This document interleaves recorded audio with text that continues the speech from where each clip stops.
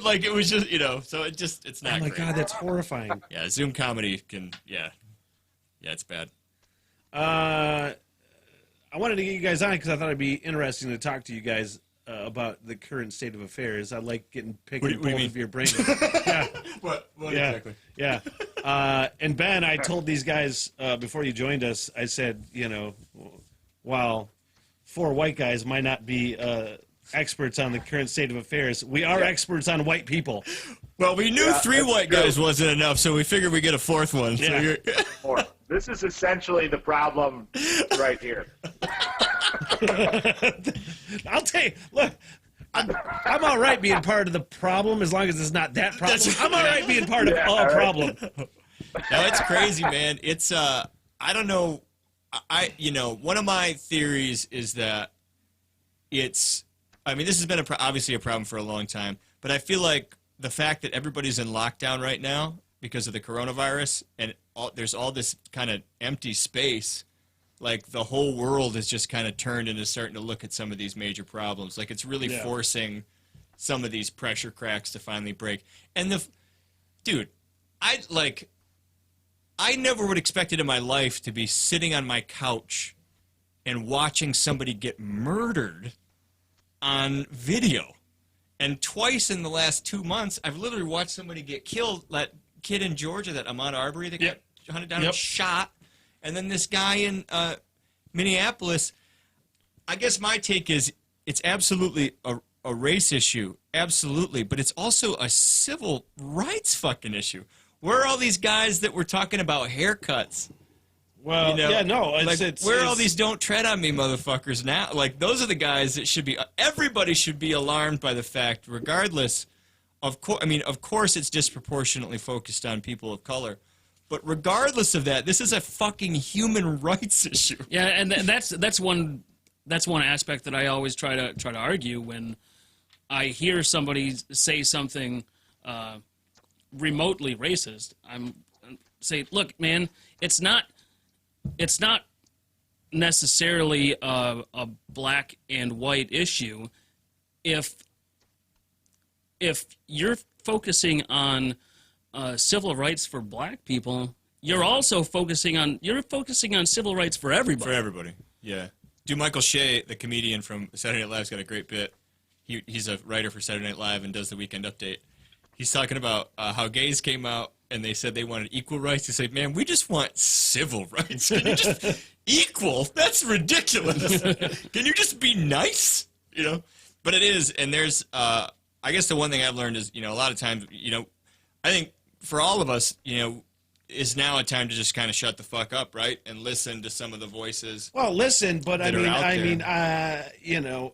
I say that we are experts on white people, we have a perspective that white people will fucking be racist to other white people just thinking that you're part of the gang. That How many times Ben and I have done this before? Remember that? I don't remember what that show was. That dude came up and he wanted to tell us a joke, and he's like, "I got a joke for you guys." Was that me and you that were standing there? It was in front of the State Theater, and he came up. He said, "I want to tell you guys a joke," and we're like, "Oh boy, here we go." And before he told it, he looked both ways to make sure nobody was listening. Yeah. And he dropped 3 N-bombs, and motherfucker, what do I look like? Do I look like somebody that wants to hear that? I don't know. It's intense, man. Like, the casualness.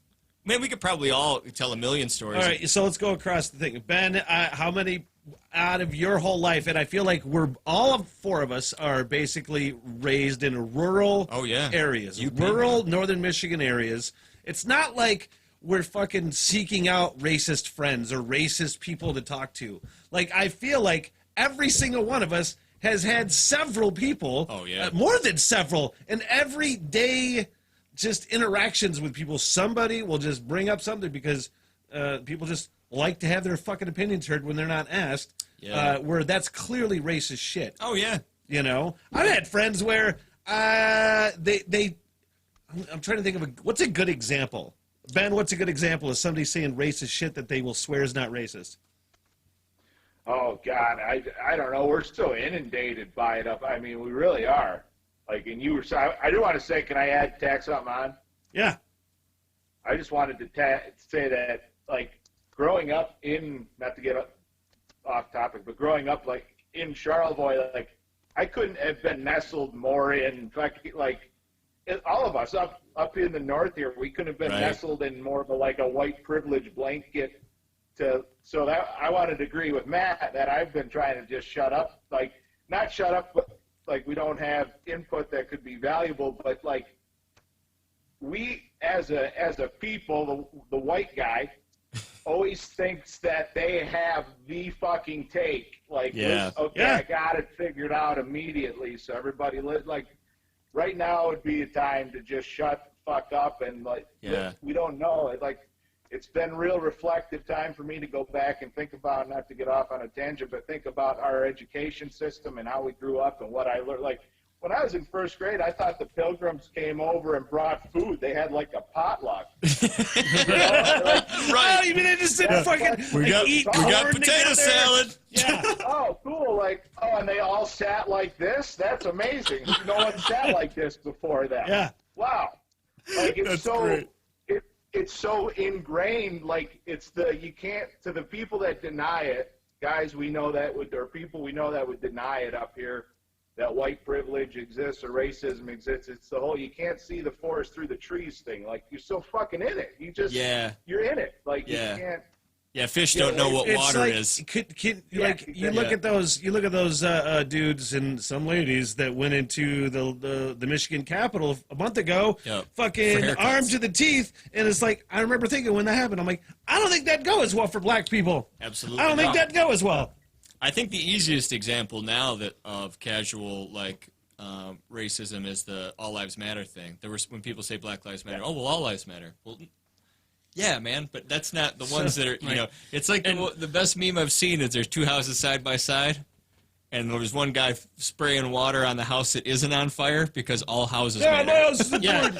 And I don't necessarily categorize that as being casually racist, right? But I do categorize that as being totally oblivious to what's going on. Because anybody who can read context knows that Black Lives Matter means Black Lives Matter, too. Right. Not only. That's a great point that you make. I guess casual wasn't what I mean. I think there's a lot of unconscious. It's racist by default. Right. You know what I mean? That's the definition. That is the definition of systemic or institutionalized racism. That's really the important point too. Is that now that's when change really happens. Is people are kind of getting. We have to get obviously the policemen that did the human being that did this act is terrible, but it's the system now that has to change. Like you have to take on the system as a corrupt system in order to make any change. It's fucking happening too, man. It's happening everywhere right now.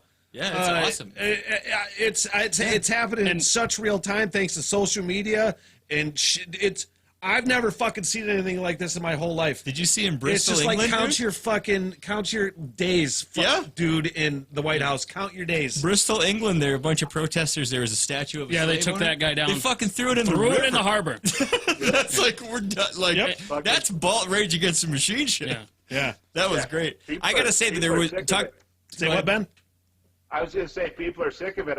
The one difference I've seen it being, like I said, being like nestled in it, essentially... The difference now, and I talked to Matt about it, was that like there were protests in Charlevoix, there were protests in East Jordan, like that's never happened before. Yeah, it was awesome. Ever. You know, these little, dude, I went on a road trip. It's powerful stuff. I went on a road trip to the UP last.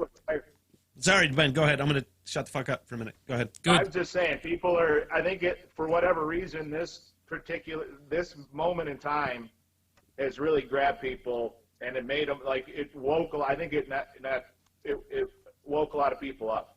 The trick now is going to be, we got to stay focused on it, and really make some institutional change. I will say, as four white guys, speaking of another white guy that I thought had a really good message was Neil Brennan, the guy who co-wrote the Chappelle Show. Okay. I don't know if you've seen that one yet, but it's on his Instagram. He's actually done some really good stuff. And one of the posts was basically. The title of the post was "I Am Racist," and he talked about how he's aware that just because of how he grew up and the privileges he's experienced, that there are still pockets, and I can say the same thing. I know that there's still prejudiced parts of me and parts of me that look at other people differently that I have to examine, and that's the important part, is that we actually take time to think about it. But the key is everybody, every single person that is over the age of 6 has stereotypes. There's a reason in their head, a genetic reason for them. But the key is to make sure that you do not hold other people to the stereotypes that you initially have. Yeah. Because when I have black coworkers, I'm surprised that they listen to my brother on the radio.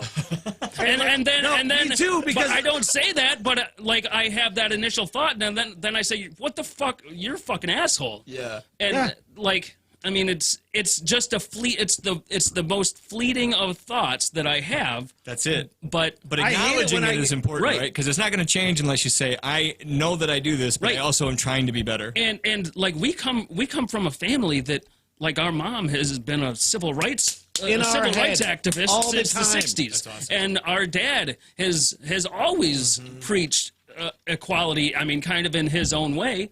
And like every year in school, coming up, when we dealt with civil rights in school, I would come home and I would talk to my mom about what I've learned and blah blah blah blah blah, and we'd talk about Martin Luther King and Malcolm X, and she'd say, well, what about this, and what about this, and what about this, and what about this, and she would impress upon me the importance of finding stuff out. I know, and that's, I think that's one area where at least I lucked out. I don't know if you had this similar interactions. Not necessarily with mom, and like I was lucky enough where I feel like, you know, from an early age, it was impressed upon me to do your own reading, follow up on subjects. George Carlin was like critical thinking, man. Yeah. Make your own decisions. And when you really look at it, when you look at the history of things and you make your own decisions, it's hard to come up with more than really one conclusion. You know, it's hard to come up with more than one conclusion. Like, I look at when the fuck civil rights ended 51 years ago.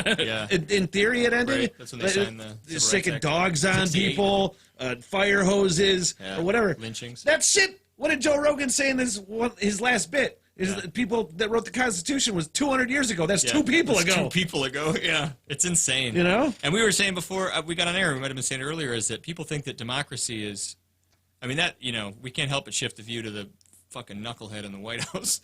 But it's, I tell you what, man, it's so hard. He's got a gate up around. You know what's really hard? Kingdom. You know what's really hard is doing a morning show. Yeah. I got to keep my politics off the morning show. It's even really almost sketchy doing it on the podcast. I got to keep it. Yeah. But like this shit, I'm not going to shut the fuck up about. I'm just not. Objectively, it's just not, it's unhinged. It's not politics. Somebody put a photo up of him.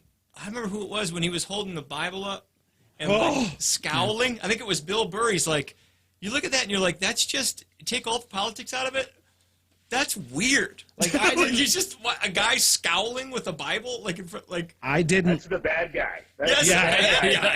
He looks like the bad guy. He looks like the bad guy. Yeah, if Jabba the Hutt was president, yeah, dude, he would be Donald Trump. I don't know if I can't speak for Ben, but I got to say that I feel pretty grateful to be in the comedy community that we're in, because I think that's given me a lot of hope, because everybody's speaking up. It's got to be good therapy too. It is, man. It's just, that is a thing that's, I'm definitely missing. I don't know about you, Ben, but just that outlet of being able to be on stage and like be around, like that community aspect of comedy, to be around people. I've thought about that a lot, how comedy, I think, helped my perspective on a lot of these different topics as well. And I would echo exactly what you just said.